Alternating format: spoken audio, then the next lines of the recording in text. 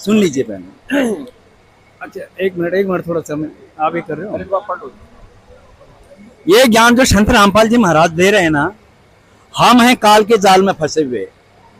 उसके लिए बहुत लंबा सब्जेक्ट बन जाएगा, मैं शॉर्ट में बोल रहा हूँ। हमारा घर सतलोक है, अमरलोक है। हमारे गुरु जी जो ज्ञान दे रहे हैं वो पहला यही कहते हैं, तुम्हारा ओरिजिनल घर जहाँ कभी मृत्यु नहीं होती, कोई दुख नहीं है, कोई परेशानी नहीं है, कोई बुढ़ापा नहीं है, कोई काम नहीं करना है, वो तुम्हारा घर सतलोक है, अमरलोक है। हम हैं काल के जाल में फंसे हुए। तो ये काल भगवान जो यहाँ का स्वामी है, शायद आपने सुना भी नहीं होगा, ब्रह्मा विष्णु महेश के वो पिताजी हैं।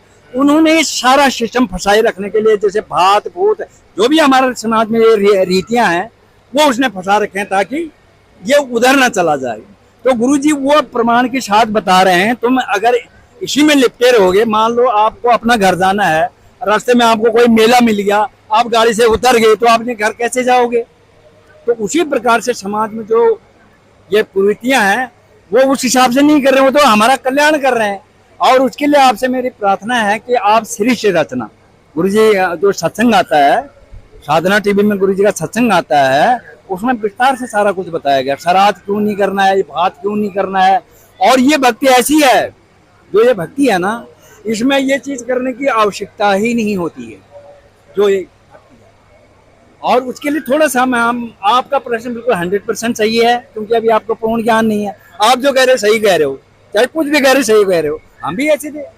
जिस दिन आपको सच्चा ज्ञान प्राप्त हो जाएगा, उस दिन आप सोचोगे यार वाकई में हमारा घर तो इधर है ही नहीं, या तो जन्म मृत्यु में है। अभी जन्म हुआ, फिर मर गए, फिर कहीं घूमते रहो, भूत बनो, ये ऐसा चक्कर है। तो जो संत रामपाल जी महाराज जो ज्ञान दे रहे हैं, पहले उस ज्ञान को आपको समझना पड़ेगा। मैं उत्तराखंड से हूँ, पहले मैं अपनी बात बताता हूँ। उत्तराखंड में क्या बोलते हैं, देवभूमि बोलते हैं, नहीं बोलते हैं? बोलते हैं। तो उत्तराखंड से मैं इधर क्यों आया? अगर वहाँ सारे देवता होते तो फिर मैं इधर क्यों आया संत रामपाल जी महाराज के यहाँ? क्योंकि संत रामपाल जी महाराज पूरे विश्व में एक ऐसे संत हैं जो इस हिसाब से बताते हैं। मतलब ये जितने भी आप देख रहे हैं, इसके प्रमाण, इसको तो आप मानते ही होंगे, गीता जी को आप मानते होंगे, तो इसमें जो लिखा है वो हमारे गुरुदेव बता रहे हैं। तो गुरुजी बोला ये मेरा ज्ञान नहीं है, ये तो भगवान ने पहले ही दे रखा है, पर सिर्फ आपको दिखा रहे हैं। आप समझ जाओगे तो कल्याण कर लोगे। वही बात है, पहले हम भी आप जैसे ही थे। यार ऐसे कैसे, यार ऐसे कैसे, वो तो कहेगा ना। पहले हम जिस पारंपरिक तरीके से चल रहे थे, उसमें अगर अचानक ऐसा होगा तो वो बोलेगा, उसमें कोई ऐसी बात नहीं। तो हम आपसे प्रार्थना करते हैं, आज सत्संग जरूर देखो। सबसे बढ़िया गुरु जी का अगर आप सत्संग देखोगे ना 7:30 बजे से, भाई साहब अब मैं क्या बोलूं, मैं तो 2012 में 1 साल तक एक एक शब्द सुना गुरु जी का, एक एक शब्द। कमाल हो गया, गुरु जी ने ऐसा कर दिया, पूरी आंखें खोल दी। और मैं मिलिट्री में भी था, है ना। अब एक छोटा सा और चीज बताता हूँ। मेरे को एक खटक थी, जब हमारे कसम परेड होती है, सिपाही बनते हैं, तो इसको बड़ा सजाया जाता है और ऐसे शपथ ली जाती है, गीता की शपथ ली जाती है।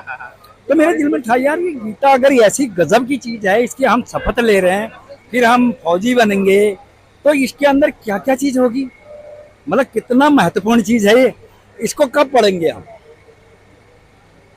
फौज में तो मौका मिला नहीं पढ़ने का। जब हम रिटायर हुए, रिटायर होने के बाद ये था कि गीता को जरूर पढ़ना चाहिए, इतनी गजब की चीज है। जब इसमें हम कसम खाते हैं, कोर्ट में कसम खाते हैं, कोई मंत्री बनता है वहां कसम दिलाई जाती है गीता की, तो गीता बहुत बड़ी चीज है।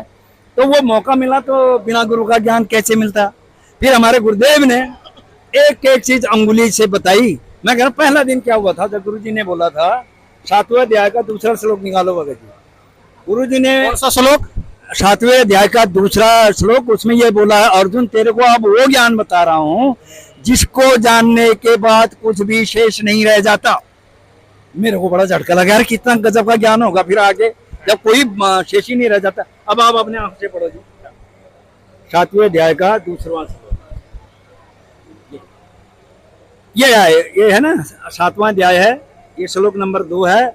इसमें लिखा है, हाँ जी, मैं तेरे लिए इस विज्ञान सहित तत्व ज्ञान को संपूर्णतः कहूंगा, जिसको जानकर संसार में फिर और कुछ भी जानने योग्य शेष नहीं रह जाता। ये देखो भाई, ये देख लो, ये गीता बोल रही है हमारी। तो हमको बहुत ही ऐसा लगा करंट जैसा, यार देखो कैसा ज्ञान होगा इसका। फिर गुरुजी ने इससे आगे बोला, हजारों आदमी में तो एक आदमी इस लाइन को चलता है, हजारों में से एक एक इस लाइन उन हजारों में से एक इस भक्ति मार्ग को पकड़ता है। मैं शॉर्ट में ये बता रहा हूँ कि हम भी आप जैसे थे, आप हमारे भाई हैं, हम सतलोक से सब इकट्ठे आए थे, परमात्मा के बच्चे हैं। ये तो आपने सुना ही होगा ना, हम सब एक हैं, मतलब एक मालिक के बच्चे हैं। तो गुरु जी बता रहे हैं, हाँ हाँ जी, तो ये ज्ञान हमारे गुरुदेव जी बता रहे हैं और उनसे भी प्रार्थना है, आप इनको बताएं। हाँ जी जी। तो एक जो सवाल था, श्राद्ध जी पूजा या पजा, ये देखो तो ये जरूरी एक बार देखो बैम, बिल्कुल ये बहुत बड़ा है, मुश्किल वाला भी है। पहले ये क्या लिखा है आप इसको देख लीजिए। ये हमारा विष्णु पुराण है, देख रहे हैं आप, विष्णु पुराण, ये विष्णु जी हैं। और यहाँ पृष्ठ ये है, तृतीय अंश 200 कितना है भाई, कितना पृष्ठ है, 211 19। इसमें लिखा है, हे राजन, श्राद्ध करने वाले पुरुषों के विश्वदेवगण पितृगण माता और कुटुंबी से भी संतुष्ट हो जाते हैं। नहीं इसमें रुको, हाँ हाँ हाँ, देखो देखो यही है, पितृगणों का आधार चंद्रमा है, देख लीजिए, और चंद्रमा का आधार योग है, जो अभी आपको दिखाया योगी। और हाँ, इसलिए श्राद्ध में योगी जन को नियुक्त करना अति उत्तम है। योगी जन मतलब यो भक्त है, जो हम भक्त हैं। अगर वो भक्त निमंत्रण कर दिया जाए किसी श्राद्ध में, अगर गलती से चला गया, तो उसके उस ब्राह्मण के साथ 1000 पंडितों का भी उद्धार हो जाएगा। ये लिखा है, आप खुद ही पढ़ दो ना, ये तो लिखा है, देखो कितना अद्भुत तरीके से लिखा हुआ है। ये कोई झूठ नहीं, आपके सामने बिल्कुल प्रमाण है इस चीज का। हाँ हाँ, ये प्रमाण बोल रहे हैं, ये अपने पास। अब जो है सबसे बड़ी इसमें योगी का महत्व, योगी कौन है, जो सच्चे गुरु का जो शिष्य होता है उसको योगी बोलते हैं। वो और चीज कहीं ध्यान नहीं देगा, उस परमात्मा का ध्यान करेगा, उसकी भक्ति करेगा, उसको योगी बोलते हैं। योगी कहो या भगत, जैसे आपने सुना होगा भगत जी बोलते हैं। जो शास्त्र को भक्ति करता है उसको योगी बोलते हैं। हाँ। तो जो श्राद्ध के अंदर जहाँ पे 1000 ब्राह्मण को आप पूछते हो ना जी, उसके अंदर एक योगी भी चला गया ना जी, तो उन 1000 ब्राह्मणों का उद्धार कर देगा। उसके भोजन ये इसके अंदर आप देखो, आप पढ़ो, इसमें स्पष्ट ये लिखा हुआ है।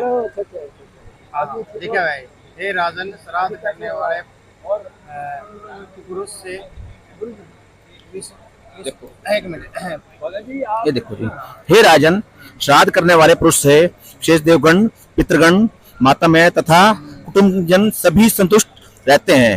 हे विपोल, पितृगण का आधार चंद्रमा है और चंद्रमा का आधार योग है, इसलिए श्राद्ध में योगी जन को नियुक्त करना अति उत्तम है।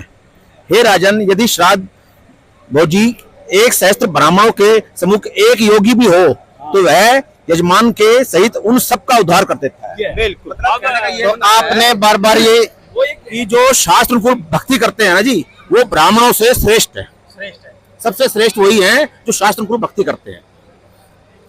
और एक चीज और बताना चाहेंगे आपको, एक होता है 68 तीर्थ, तीर्थ तो सुना होगा आपने, 68 तीर्थ हैं, उसमें से सबसे बड़ा तीर्थ एक और बताया है, उसको बोलना है चित्त शुद्ध तीर्थ। वो कहाँ होगा, जो सच्चे गुरु का जो सत्संग होगा, समागम होगा, वहां जैसे ये है वो तीर्थ, सच्चे गुरु का जो ये समागम चल रहा है, इसमें जो भी भोजन खाता है उसके भी पाप कटते हैं, और जो दीक्षा ले लिया तो उसका कहना ही क्या। फिर बहुत बहुत धन्यवाद जी अंकल जी आपका। भाई आपने जो आपके गुरु जी की आज्ञा से जो हमें मतलब ये चीज इतने प्रमाणों के साथ जानकारी दी,